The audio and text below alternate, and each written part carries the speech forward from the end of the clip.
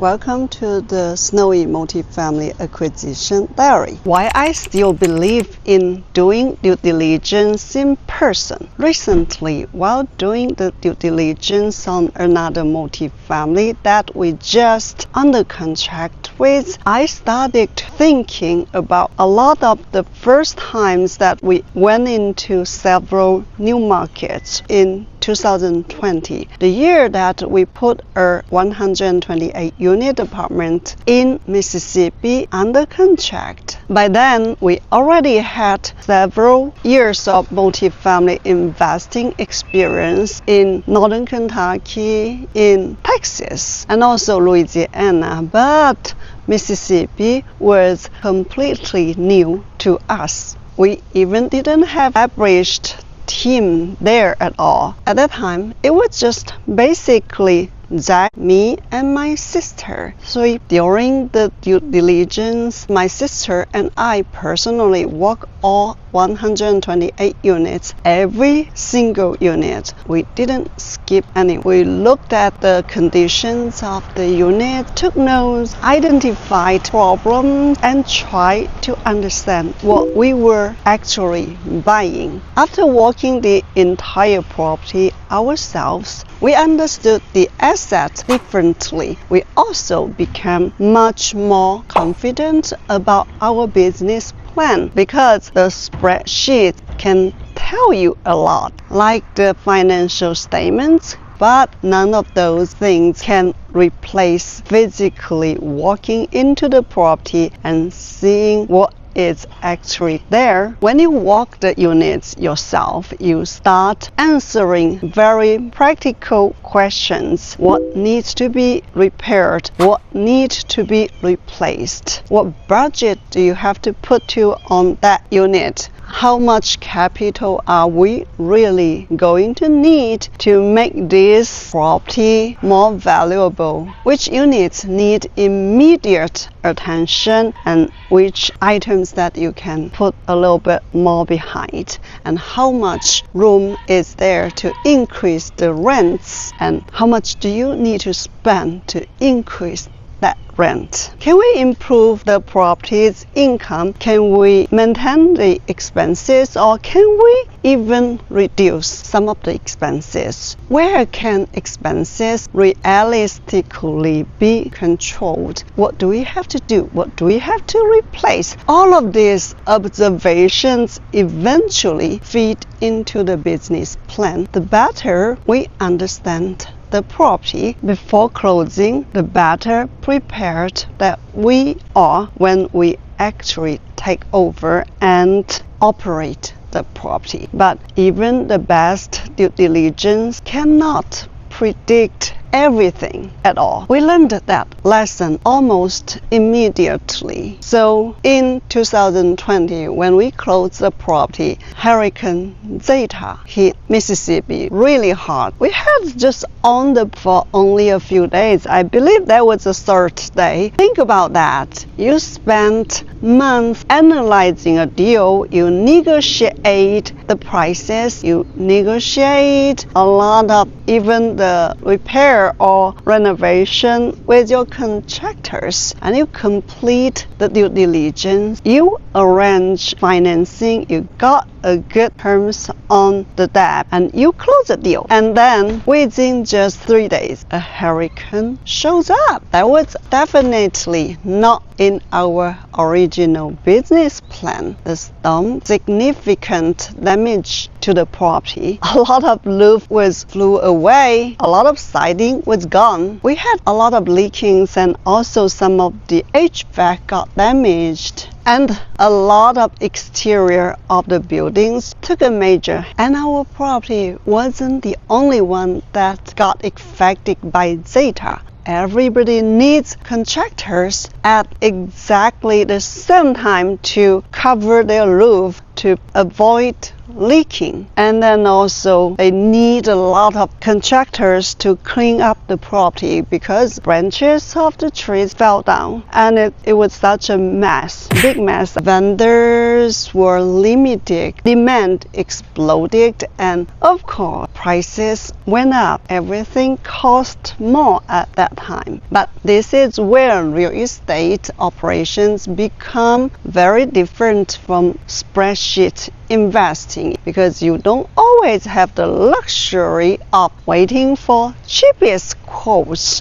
At that time, what you need to do is how you can stop the water going into the building more and getting more leakings to the buildings. You have to stop it. You cannot wait. The more you wait, the longer you waste the time, then more damage will cause to your properties, and eventually you probably have to spend a lot more money to fix those issues. If we delay any temporary repairs, water can continue getting into the property. We'll have residents move out and the building will get more damaged. The cost of the repair will get more expensive. That means the vacancy can increase, our income can fall, and then the situation can become even worse, and the repair cost can continue growing. Our situation of the income could face even worse,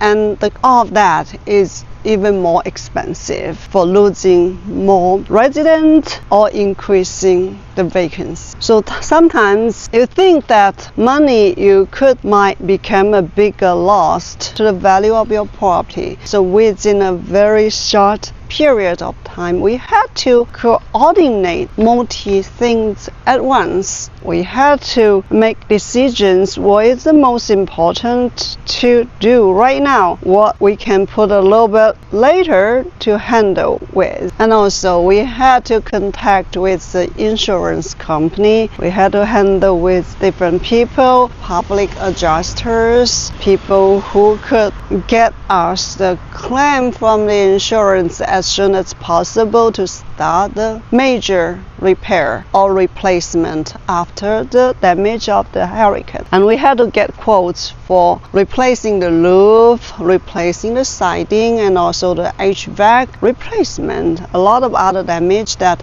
we had to do at the same time to maintain the living condition of the property to the resident, and also to maintain the income of the property. At the same time, we had to create an entirely new recovery plan for a property that we had just owned for only a few days. The experience taught us not just something that, hey, you can just rely on all the business plan you have done, even you did a lot of work on your due diligence, you make a perfect business plan. But the most important thing is that we have to be able to solve any issues just happen suddenly that you probably won't expect it before closing. That's the real estate investing. You cannot predict every single event, every accident, like weather that would happen to your property. The goal of due diligence isn't to predict the future perfectly, that when the unexpected happens, how we can make better decisions faster. And so now you know why we have to walk the property before we close the deal. One of the biggest questions that I am trying to get answer from during a property inspection is very simple. If we buy this property, how much additional money we going to have to put into it? That number matters tremendously. A property can have a very attractive purchase price and still be a bad investment, because purchase price is only one part of our total investment. Let's say our renovation budget is $2 million on a property, but after closing, we discover the real number is close to 4 million. Now we have a problem. We are short on the budget on renovation because we didn't see the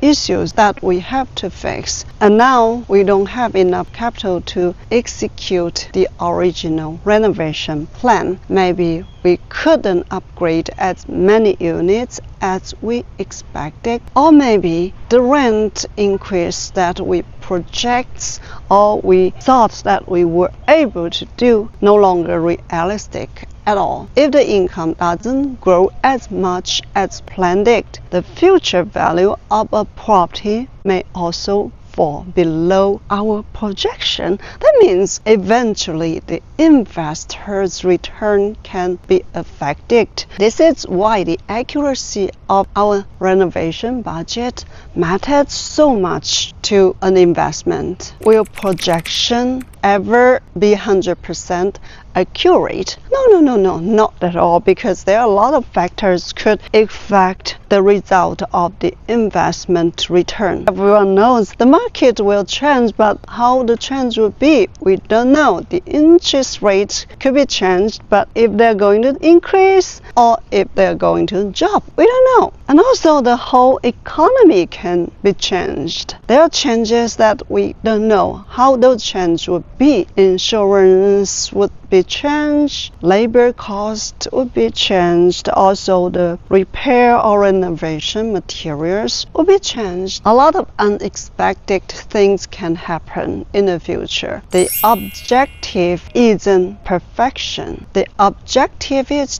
to reduce the number of the surprises that could have been discovered before closing. But as long as we do enough our homework, as long as we plan well, we could be at a better position. Those are the reasons of due diligence matters. We are not just looking for renovation opportunities. We are also looking for risks that we could face when we hold a property, when we operate a property. Once we actually operate multifamily, we realize that how many things that can happen never appear in an underwriting model. And every property teaches us something different. But that's how real operation experience is built. Not by memorizing terminology, but by encountering problems, making decisions, solving problems, and learning what we should do differently next time.